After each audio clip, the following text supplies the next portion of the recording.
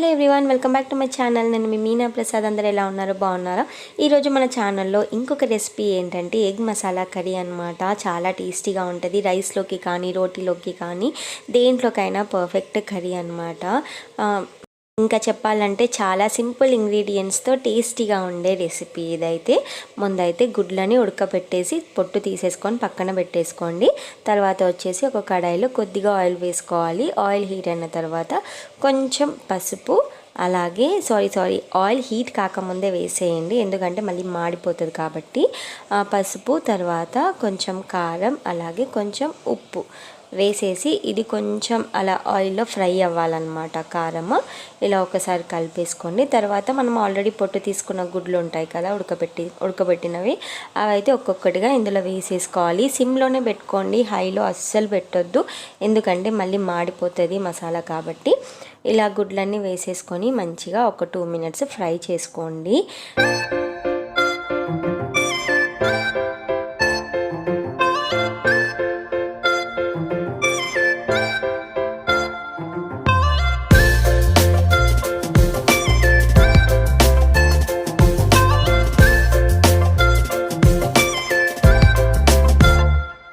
ఇలా ఎగ్స్ అన్నీ మనకి కొంచెం అలా ఆయిల్లో ఫ్రై అయిన తర్వాత తీసి పక్కకు పెట్టేసుకోండి.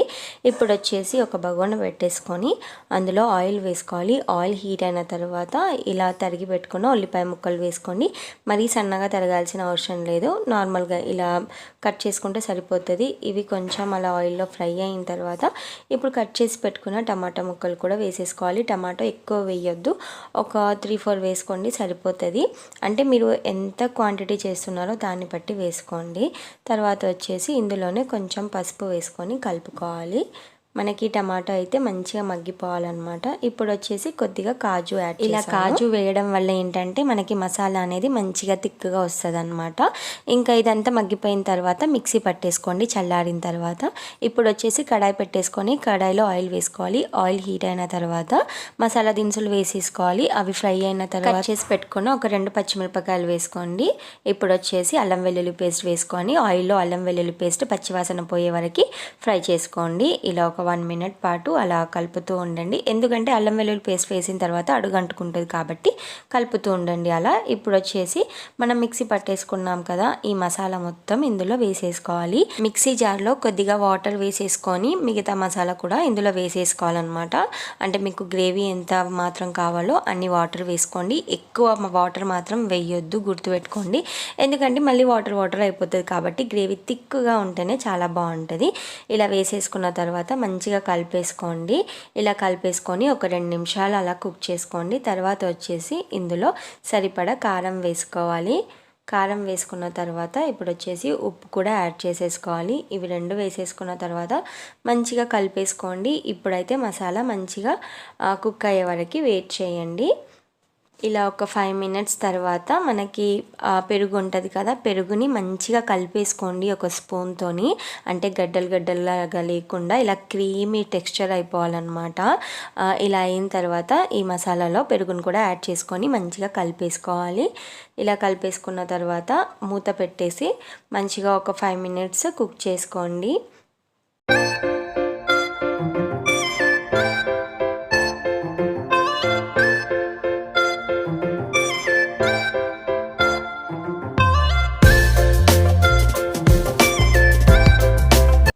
ఇప్పుడు వచ్చేసి చూసారు కదా మసాలా ఎంత బాగా కుక్ అవుతుందో.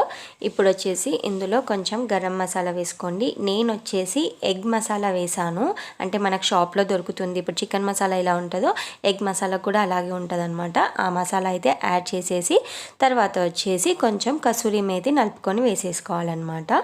ఇవి 2 వేసేసుకున్న తర్వాత ఇంకొక 2 నిమిషాలు అలా కుక్ చేసేసుకోండి.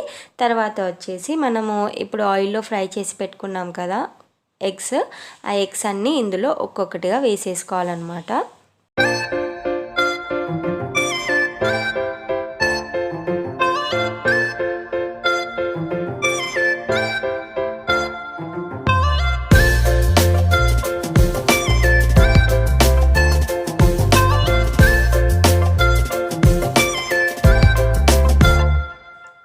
చూసారు కదా, ఇలా మంచిగా కలిపేసుకోవాలి. ఎగ్స్ ఫ్రై చేసిన ఆయిల్ కూడా అందులో వేసేసాను అనమాట. అలా మొత్తం కలిపేసుకొని మూత పెట్టేసుకొని మనకి మంచిగా ఆయిల్ పైకి వచ్చే వరకు కుక్ చేసుకోండి. అంతే, ఎంతో easy and tasty egg masala curry ready అయిపోయింది.